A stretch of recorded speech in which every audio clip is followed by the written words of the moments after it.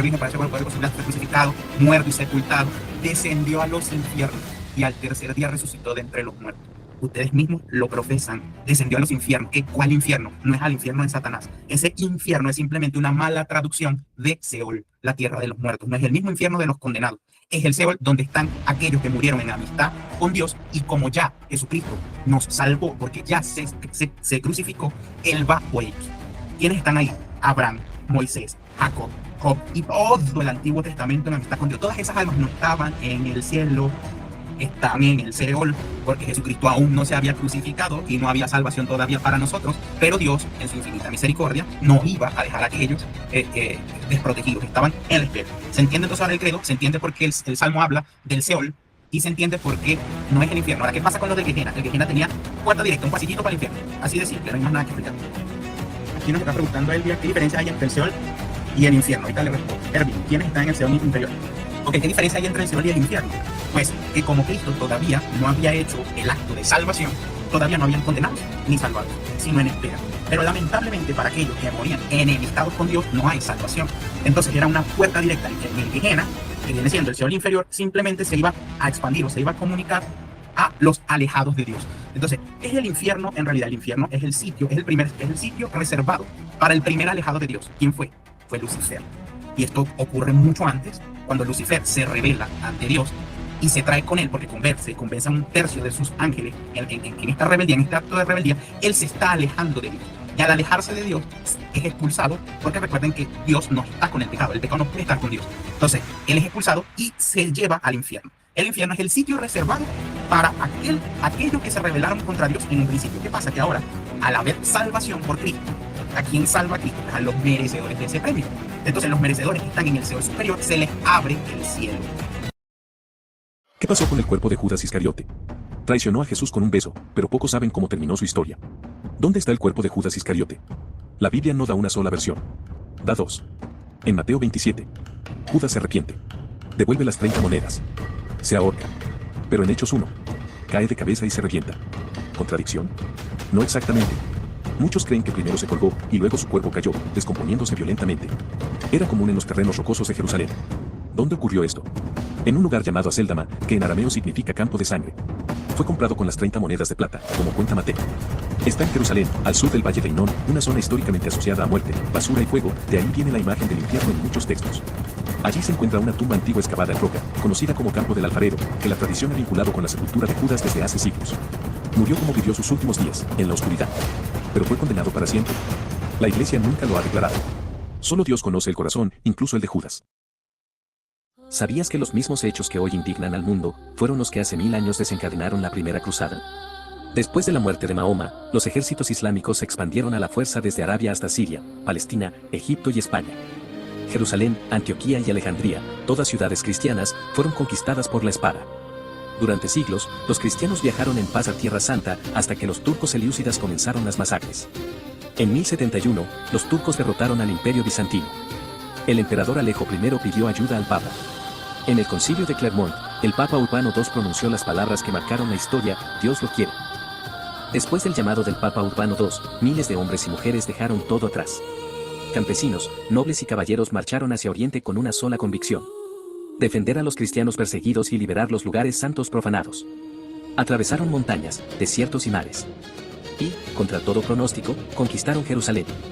Pero 1000 años después, vemos lo mismo: cristianos perseguidos, templos destruidos y tierras tomadas con sangre. Solo que esta vez, el mundo calla. Las cruzadas no nacieron del odio, sino del cansancio ante la violencia. Antes de juzgar a los cruzados, pregúntate quién empuña la espada hoy.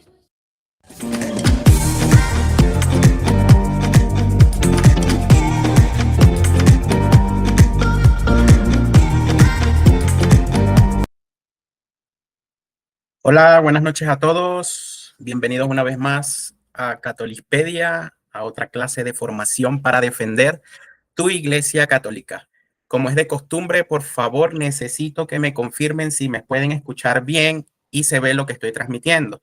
Manito arriba, dedito arriba, si se ve y se escucha bien.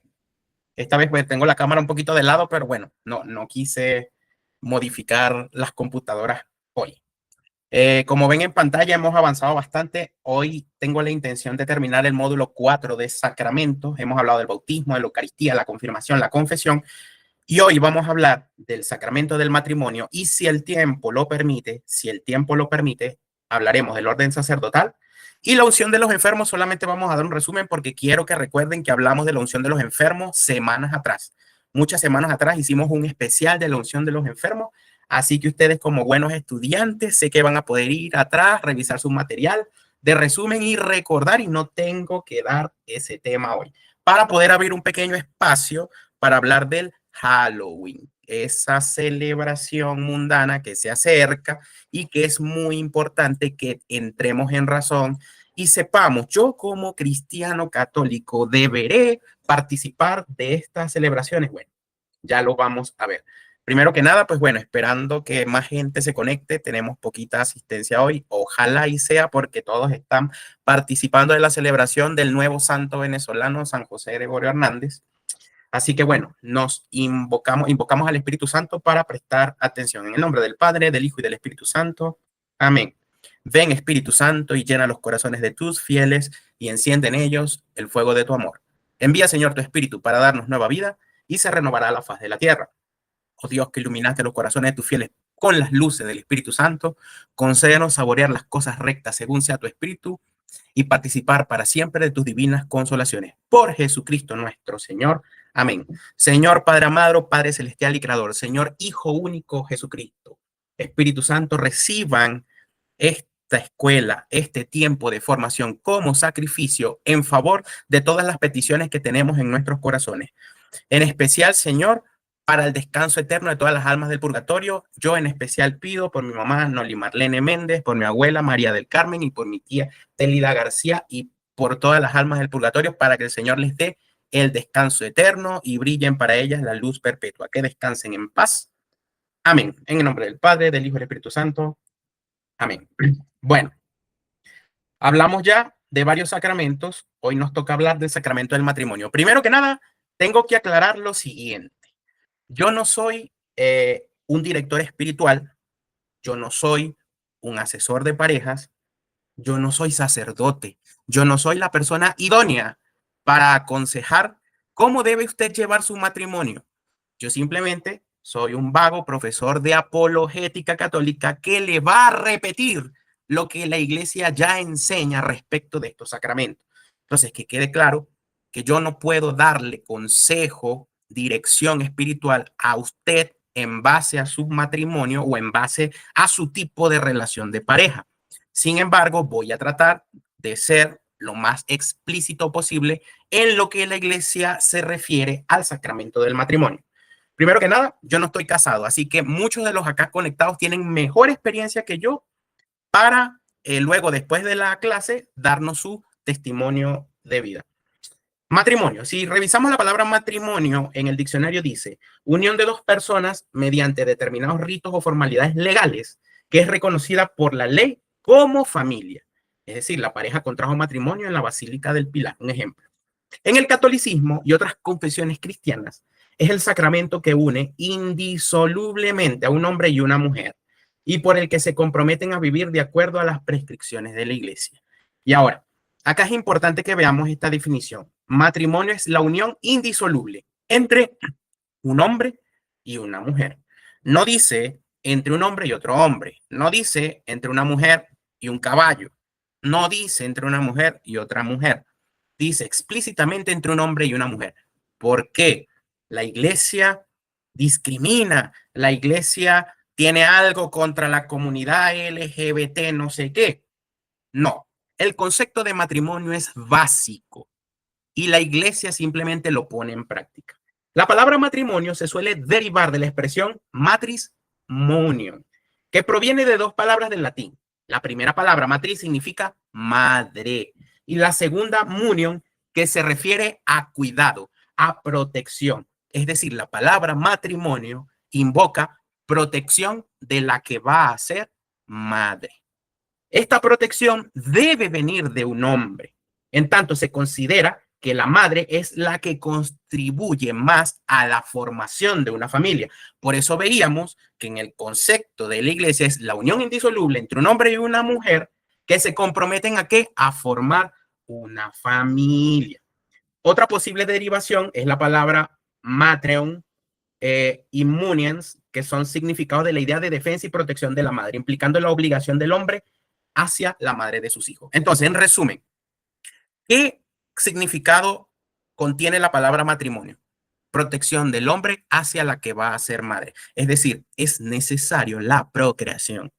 Es necesario que se pueda generar una familia mediante la concepción de un niño. Y para que eso ocurra, ¿cuáles son los ingredientes? Un hombre y una mujer. Se dan cuenta porque la iglesia dice, no puedo aceptar el matrimonio de dos hombres, no puedo aceptar el matrimonio de dos mujeres, estoy dejando aparte el tema de la homosexualidad, que en algún momento se va a tocar, dejando aparte ese tema, la iglesia no puede aceptar el concepto de matrimonio dentro de ese tipo de uniones. Ese tipo de uniones que existen judicialmente en algunos países y que es legal, se llevan como unión civil. Y una unión civil no es un matrimonio, no lo es. De hecho, usted va a cualquier registro de cualquier país y usted puede firmar una declaración de convivencia, puede firmar una unión civil y puede casarse. Y casarse es porque va a poner el hecho de un matrimonio.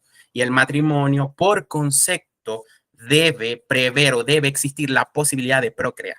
Entonces, es justo y necesario que exista un hombre y una mujer como protagonista. Entonces, no es capricho de la iglesia, señores, esto es simplemente conceptos sanos de cómo deben ser las cosas. A ver, pero ¿qué dice la Biblia respecto del matrimonio? Primero que nada, Dios instituye el matrimonio desde la creación. En el libro de Génesis, capítulo 2, vemos cuando Dios dice, no es bueno que el hombre esté solo, voy a hacerle una ayuda adecuada. De la costilla que había tomado el hombre, el Señor Dios formó una mujer y se la presentó al hombre. Entonces el hombre exclamó, esta sí que es hueso de mis huesos y carne de mi carne. Será llamada mujer porque ha sido sacada del varón. Por eso deja el hombre a su padre y su madre y se une a su mujer y los dos llegan a ser una sola carne. No se unió Caín con Abel, no se unió Caín con Adán, se unió Adán y Eva. Desde el principio, Dios santifica la unión entre hombre y mujer para procrear. Jesús reafirma la indisolubilidad del matrimonio. En el Evangelio de Mateo, en el capítulo 19, vemos cuando Jesús dice, ¿no han leído que el Creador desde el principio los hizo varón y mujer? Y dijo, por eso dejará el hombre a su padre y su madre y se unirá a su mujer y los dos serán una sola carne.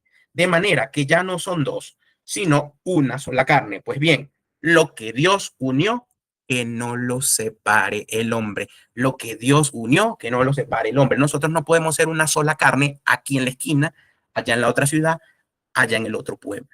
Soy una sola carne con quien Dios me bendice, ¿ya? Y dice Jesucristo que lo que unió Dios no lo separa el hombre. Entonces, pregunto, ¿quiénes son los que divorcian? Los que divorcian son los juzgados, los abogados, los jueces, los hombres. ¿Quién es el que no divorcia? Dios. Por eso la iglesia solo reconoce el matrimonio por la iglesia y no el matrimonio civil. Porque el matrimonio civil tiene la normativa de que te puedes separar. ¿Y qué dijo Jesucristo? Que lo que une Dios no puede ser separado por el hombre. Entonces el matrimonio válido para la iglesia es el de la iglesia, no el civil.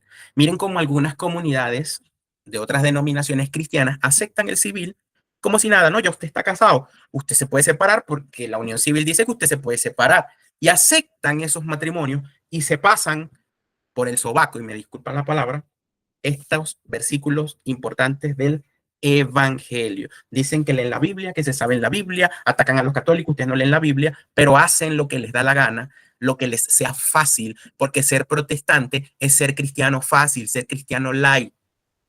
Ser católico no es fácil. El que dice que es católico porque lo dejan beber, el que dice que es católico porque puede ir a misa cuando quiere, no es católico, está equivocado, es ignorante. Y discúlpenme la dureza de las palabras, pero así es. es más fácil que esa persona se termine convirtiendo en protestante porque allá le van a permitir todo este tipo de facilidades. Y para Cristo no fue fácil clavarse en la cruz. Y Cristo dijo que seamos imitadores de él. Por tanto, debe ser difícil ser cristiano. Sin embargo, Jesús habla también del amor conyugal, la imagen de Cristo y la iglesia. Dijo Cristo en Efesios capítulo 5, dicen, perdón, enseñan los apóstoles que Cristo dijo, esposos amen a sus esposas como Cristo amó a la iglesia y se entregó por ella para hacerla santa, purificándola con el baño del agua mediante la palabra. Es decir, Jesucristo es esposo de la iglesia. Jesucristo se casó con la iglesia y Jesucristo nos llama a que los esposos sean imitadores de él y amen a sus esposas igual que él ama a la iglesia y se entregó por ella. A ese nivel es el sacrificio que uno tiene que dar en el matrimonio. A ese nivel de compromiso exige la iglesia. No es que yo me junté para ver, para probar, y si no funcionó, me separé. Eso es lo que dicen las leyes del hombre. Sin embargo, hasta las leyes del hombre te la ponen difícil. No es tan fácil divorciarte. Usted tiene que pagar, tiene que hacer un trámite, tiene que no sé qué. Pero Dios dice que tiene que ser indisoluble. Atención y la alegría en el matrimonio. Cuando alguien se haya casado, dice Deuteronomio, Antiguo Testamento, cuando alguien se haya casado recientemente, no será enviado a la guerra, ni se le impondrá otra obligación. Quedará libre un año para estar en su casa y hacer feliz a la esposa que tomó. Desde el Antiguo Testamento, la importancia de que ese matrimonio no se caiga, de que primero se sienten las bases y después se hagan cosas secundarias. Deberes mutuos entre esposo y esposa. Primera de Corintios capítulo 7. El marido cumpla su deber conyugal con su esposa e igualmente la esposa con su marido. La mujer no dispone de su propio cuerpo, sino el marido, e igualmente el marido no dispone de su propio cuerpo, sino la mujer. Entonces, esto no es como los matrimonios del Islam, que el que gobierna es el hombre, que la mujer es una esclava del hombre. Aquí Cristo está hablando clarito. El hombre tiene tantos derechos y deberes con la mujer como la mujer los tiene con el hombre. Porque Cristo amó a su iglesia y Cristo quiere que los esposos y esposas se amen entre ellos también. Entonces, no es machista la iglesia. Y tenemos que poner cuidado, señores, porque esto es importante entenderlo. Este sacramento es muy bonito y muy importante entenderlo, porque no se puede jugar con él. Cómo se juega que se crean leyes en Medio Oriente respecto de esto. Actualmente hay una multiplicación muy grande del Islam en zonas que normalmente eran cristianas. Y eso fue lo que ocasionó las primeras cruzadas siglos antes. Y las cruzadas no fueron nada más y nada menos que un movimiento de soldados de Cristo para detener la invasión musulmana. Y ustedes ven que ser musulmán no es bonito, no es bonito. A la mujer la pisotean, la tapan, la tratan como un objeto. Y de cuando acá, teniendo ellos a Cristo entre sus profetas, porque ellos no lo consideran Dios, sino lo que lo consideran un profeta, Cristo enseñando esto, ellos se lo pasan por donde mejor les quepa y hacen del matrimonio lo que les da la gana. Comprensión y respeto en la vida conyugal. Primera de Pedro capítulo 3.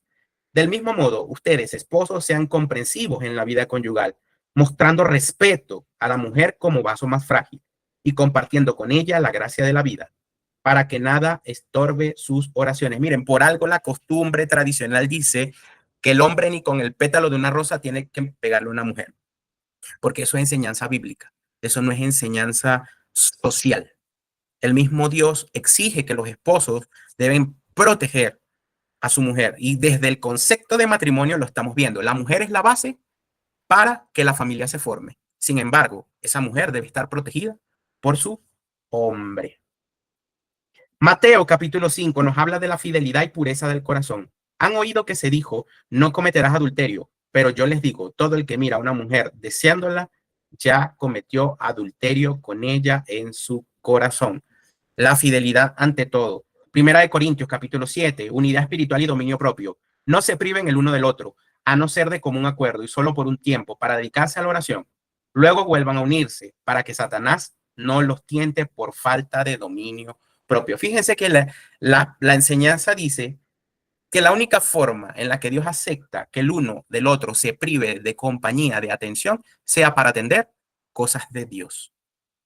Porque si permitimos que las cosas vayan más allá, quien nos está tentando es el mismísimo Satanás. Entonces, por eso es que la iglesia, en su conocimiento, en su iluminación del Espíritu y acogiendo la santa tradición y las enseñanzas de Jesucristo, dice que el matrimonio no debe ser cualquier cosa, no debe ser algo tomado a la ligera. Le dan chance de pensar, no se meta con cualquiera. Para eso está la etapa del noviazgo, porque después que usted se una es porque usted está muy seguro de en quién se está comprometiendo. Pero ya vamos a entender más allá por qué la iglesia habla que tiene que ser una ayuda, alguien que te ayude en el mundo mundano y que te ayude también en el mundo espiritual, que te ayude a esa persona a quedarte con ella. En el capítulo de Mateo, perdón, en el Evangelio de Mateo, en el capítulo 19, Jesús enseña sobre el divorcio, fíjense.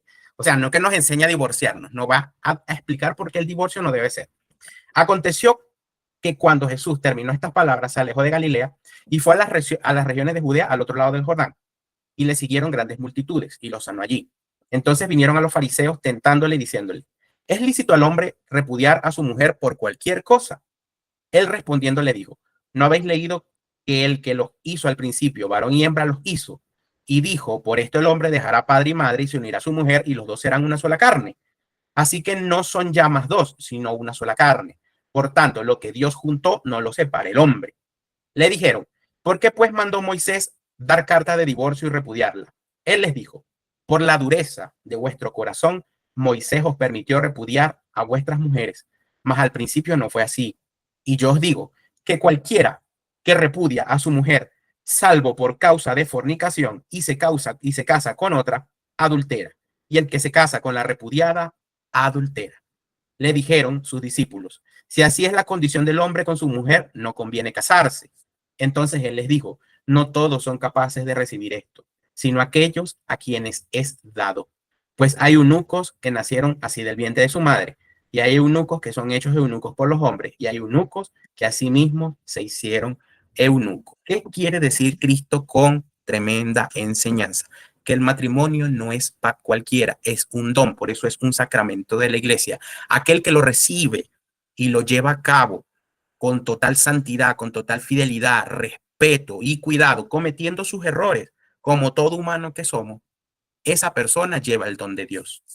Sin embargo, el matrimonio no es para todos. Aunque usted se quiera casar, pero no siente no siente que va a poder comprometerse al nivel que Cristo lo exige, el matrimonio no es para usted y no es malo, porque tampoco es malo ser soltero, porque el mismo San Pablo exhorta a que sean solteros como él. Entonces, la importancia de este sacramento radica en el compromiso en el que usted ante Dios está dispuesto a sostener. Si usted no tiene la fortaleza espiritual, mental y viva de cumplir con esto, va a pensar como los fariseos que decían, pues conviene al hombre no casarse con su mujer, porque es difícil, ¿verdad? Claro que es difícil. ¿Quién dijo que ser cristiano era fácil? Es lo que enseñamos todo el tiempo en esta escuela. Fácil, váyase, hágase evangélico, vaya, hágase pentecostal, váyase para la esquina, los protestantes ya le aceptan todo, porque allá usted bebe, hace desastre, roba lo que sea y después dice, le echa la culpa al diablo y lo perdona. Y todo chévere con usted. Ser cristiano no es fácil. Si usted comete errores, usted no puede comulgar, usted tiene que ir a confesarse. ¿Entiende? Y no confesarse con la pared, sino con un sacerdote y cumplir penitencia después. Usted no se puede separar de su mujer. Usted tiene que protegerla, cuidarla, porque es el concepto de matrimonio. No es la unión civil la que acepta la iglesia, es el matrimonio dentro de la iglesia, porque Jesucristo tiene enseñanzas fuertes y esa enseñanza hay que cuidarla. Primera de Corintios, capítulo 7, mire, más claro. Pero a los que están unidos en matrimonio, mando, no yo, sino el Señor, que la mujer no se separe del marido. Y si se separa, quédese sin casar o reconcíliese con su marido y que el marido no abandone a su mujer. Es decir, en resumen, ni el hombre ni la mujer se pueden separar de su esposo después que se casaron. Y si se van a separar, no se pueden casar. ¿Por mandato de quién? Del Señor. Clarito y raspado. Clarito y raspado. Con ese versículo se los doy desde el principio y les digo, por esto la iglesia dice que el matrimonio es indisoluble. Porque nosotros somos cristianos, tenemos un Dios a quien obedecer. Y Dios nos dijo eso. Yo no tenía que darle toda esa introducción que les acabo de dar, sin embargo, se las doy para que entiendan las fortalezas de la enseñanza para que este mandato se cumpla. Es indisoluble el matrimonio porque la iglesia lo quiere por capricho o porque Dios así lo pidió. Ahí está, clarito. ¿Se entiende o no se entiende? Manito arriba si me están entendiendo. Manito arriba si se está entendiendo. Esto no es capricho de la iglesia. No es como le enseñan a ustedes, que esos padres envidiosos, como ellos no se pueden casar, pues no dejan que los demás se separen. Otra gente que empieza a atacar, no, que esa iglesia le gusta esclavizar a la gente. No dejan casar a esos pobres hombres. Ya vamos a hablar de eso. Tenemos que pasar a otro sacramento y si nos da tiempo lo tocamos. Sin embargo, quiero que se entienda que esto no es capricho de la iglesia, es enseñanza bíblica, es enseñanza de Dios, es enseñanza de los apóstoles que Cristo les dejó. A ver, sin embargo, hay otros conceptos que hay que tocar, como el yugo desigual, porque el yugo desigual, miren, yo viví el yugo desigual. Como testimonio se los voy a hablar. En su momento, yo estuve en una congregación evangélica hace muchos años, antes de que yo empezara a estudiar y a entender las bondades del catolicismo, yo estaba metido en una comunidad evangélica. Y nada, resulta que durante el estudio a mí me querían y todo, y tenía una novia que era evangélica, por causa de ella, pues yo me fui para allá. Y gracias al estudio bíblico y todo eso, yo me empecé a dar cuenta que yo tenía que retornar a la iglesia católica y eso no le gustó al pastor. Y el pastor me empezó a llamar a mí yugo desigual, que yo era un yugo desigual y instaba a quien era mi novia en ese momento a que me abandonara porque yo era un yugo desigual y que la Biblia prohibía a que ella estuviese conmigo. Y desde entonces tuve que investigar qué es el yugo desigual y por qué los evangélicos lo utilizan en contra de los católicos para sostener su, digamos, prédica de división, porque es una prédica de división. Segunda de Corintios, capítulo 6, nos habla, dice, no os unáis en yugo desigual con los incrédulos. ¿Qué comunión tiene la luz con las tinieblas? ¿Cuál es el contexto doctrinal de esto?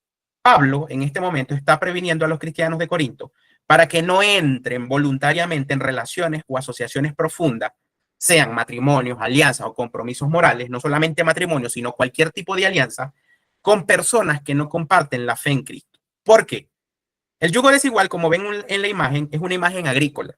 Son dos animales de distinta fuerza o especie que no pueden arar juntos porque se van a hacer daño. Usted no puede poner un güey o un burrito que uno tiene más fuerza que el otro a arar porque uno va a arrastrar al otro y el otro va a incomodar al primero. ¿Se dan cuenta? Pablo aplica esta metáfora en el plano espiritual. El creyente vive según el Espíritu de Cristo y el incrédulo vive según criterios del mundo. Unir ambos caminos puede causar confusión, sufrimiento o pérdida de la fe. Está la Biblia en este momento enseñándonos que nosotros no podemos tener amigos de otras creencias, que yo no me puedo juntar con alguien que predique otra cosa. No, nos está llamando al discernimiento ante lo que eso puede causar. Porque si usted es pobre de fe, si usted no está formado, si usted no está asistiendo desde la clase 1 de Catolipedia a entender todas las bases del catolicismo, cualquier comentario que usted escuche de otra persona que maneja otra fe, se lo va a llevar y lo va a hacer arrastrarse como el buey al burrito. Esa es la advertencia que está haciendo Pablo. Ahora, si usted es fuerte en la fe, júntese con los demás, porque probablemente usted los santifique a ellos y los arrastre a ellos hacia acá, hacia el camino de la verdad. Por eso, fíjense, la Biblia no se queda con esa parte del yugo desigual, sino que más adelante, un capítulo más, en el capítulo 7, en el mismo libro de Corintios, que los protestantes se pasan por el sobaco, dice, si el incrédulo consiente en vivir con él, no lo abandone. Si algún hermano tiene mujer que no sea creyente y ella consiente en vivir con él, no la abandone. ¿Cuál es el contexto primero histórico de este versículo? Pablo no está hablando de un matrimonio nuevo, sino de matrimonios ya existentes antes de la conversión. Imagínense, ya habían personas que se habían casado por la tradición judía y habían escuchado la palabra de Cristo. Y podía ocurrir que era la mujer quien seguía a Cristo o era el hombre quien seguía a Cristo. Sin embargo, su pareja no estaba totalmente convencida. Pablo, ¿qué les decía? En ese momento donde de transición, donde están pasando la conversión, donde está iniciando el cristianismo, no podemos hablar de indisolubilidad del matrimonio, pero sí podemos tratar de protegerlo al máximo, porque está iniciando el cristianismo. ¿Y qué decía Pablo? Si su esposa, que no cree, sin embargo, puede vivir en paz con usted, usted no la puede abandonar. No es que la va a obligar a creer, pero si ella acepta en paz estar con usted, no la abandone, sostenga ese matrimonio. Y lo mismo pasa con el hombre. Si el hombre es el incrédulo, la mujer quédese con él. Porque entonces ven que no es una contradicción con un versículo antes, con un capítulo antes del yugo desigual. El yugo desigual es una advertencia para los débiles de fe. Y en la segunda parte está hablando con los fuertes de fe, los que de verdad creyeron, santifiquen a aquel que no cree. Si lo puede santificar, si puede usar el matrimonio como medio de santificación para la otra persona, hágalo. Son conceptos diferentes. No es lo que enseñan las comunidades protestantes, que si usted es católica, usted no se puede, un evangélico con un idólatra católico, Dios mío, no, se va a ir para el infierno. Eso es lo que enseñan ellos. Sin embargo, la Iglesia Católica, en su grande enseñanza, en su gran inspiración y en la plenitud del Espíritu Santo, nos enseña que si el cónyuge no creyente desea permanecer en paz, el cristiano no debe romper el matrimonio. El cónyuge creyente puede santificar el hogar con su fe y su ejemplo, pero si el incrédulo abandona o se opone radicalmente a la fe, entonces el creyente no está obligado a mantener el vínculo porque no está sujeto a servidumbre. Entonces, yo acá les quiero hablar de algo que muchos no conocen, que es el matrimonio mixto y la disparidad de cultos en la Iglesia Católica. ¿Qué es el matrimonio mixto? Es el matrimonio entre un católico y un bautizado no católico, es decir, alguien que se bautizó en otra denominación cristiana, así como usted como católico no puede, porque un pastor no va a aceptar semejante bajeza. Para ellos no va a aceptar que un católico se case con alguien que es cristiano evangélico. La Iglesia Católica, en su grandeza, sí permite que un evangélico o un protestante se case con un católico en la Iglesia Católica, pero existen ciertas condiciones. Esto se llama matrimonio mixto, cuando uno de los contrayentes es católico y el otro es bautizado en otra comunidad cristiana. ¿Cuáles son las condiciones para que esto sea válido?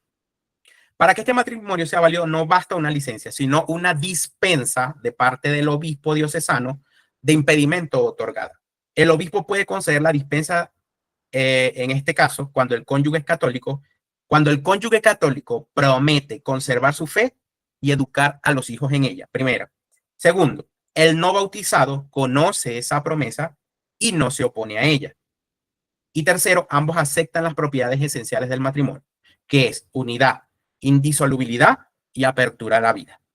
En resumen, si usted se va a casar por amor, su pareja entenderá los compromisos que su fe le pone y va a aceptar. ¿Qué dice la condición? La condición dice, si yo como católico me quiero casar con una evangélica, mi pareja evangélica va a aceptar que yo no puedo cambiar la fe. Segundo, si esa persona ya está aceptando casarse dentro de mi iglesia es porque por amor Dios la está guiando. Entiéndase eso, porque no es fácil aceptar todas estas condiciones. Tercero, que los hijos, porque el matrimonio católico te lleva a procrear, que los hijos tiene la responsabilidad, ¿quién la tiene? El que es católico, de que debe enseñarle su fe. Si esos niños crecen con la fe de la madre, porque el padre no hizo nada, falta del padre. Pero si el padre se esforzó, estoy poniendo el ejemplo del padre católico, si el padre se esforzó por crear esos niños, sin embargo, la madre también tiene derecho a enseñarle su fe y los niños al crecer deciden por su cuenta irse con la fe de la madre, el padre absuelto, él hizo lo mejor. Lo mejor que pudo hacer fue que sigan creyendo en Cristo, por lo menos. Se dan cuenta que la iglesia permite esto, lo permite por amor. Pero a ver, seamos claros, un matrimonio que se hace dentro de la iglesia católica ya está bendito por el Espíritu Santo. Lo más sencillo, lo más fácil que va a pasar allí es que esa familia se santifique completa y terminen convertidos al catolicismo, porque estos son casos pocos que existen, pero sí existen. Y al mismo tiempo existe también la disparidad de cultos, es decir, simplemente un católico con un ateo, un católico con un judío, un católico con un musulmán. ¿Se permite la vía contraria? No, un musulmán jamás ni nunca va a aceptar que una católica se case con uno de ellos. Pero la iglesia sí, la católica sí. Entonces, ¿somos libertinos nosotros? No, sino que cumplimos el evangelio cuando Cristo dijo que bienvenido a la iglesia todo, el que sea judío, musulmán, negrito, blanco, alto, flaco, gordo, todo. La iglesia está abierta para todo el mundo. Entonces, ¿qué debo creer yo? ¿Dónde está verdaderamente el Espíritu Santo? ¿En aquel que le abre las puertas a todo el mundo o aquel que es selectivo? ¿Usted se imagina un Cristo selectivo? No, tú no, tú eres negrito. No, tú no, porque bueno, a mí no me gusta lo que tu política, ¿sabe? No, Cristo permite que vengamos a la iglesia para Él hacernos cambiar, hacernos convertir. Necesitamos la iglesia para convertir, o no vamos a convertir de la nada, mágicamente. Necesitamos ingresar a la iglesia porque somos pecadores. Si no tuviésemos pecados, no necesitaríamos iglesia. Entonces, aquella gente que se cree que a la iglesia solo entran su propio grupito porque se creen santos, Cristo dijo, aquel que se enaltezca primero, como lo dijo el evangelio de hoy, aquel que ora enalteciéndose a sí mismo será humillado. Y aquel que se humille primero será enaltecido. ¿Se entiende hasta el momento? ¿Se entiende lo bonito de este sacramento y esta extensión que a lo mejor muchos no conocíamos? Manito arriba si se está entendiendo, y si tienen preguntas, váyanlas haciendo. Esto se llama matrimonio mixto y sí existe dentro de la Iglesia Católica.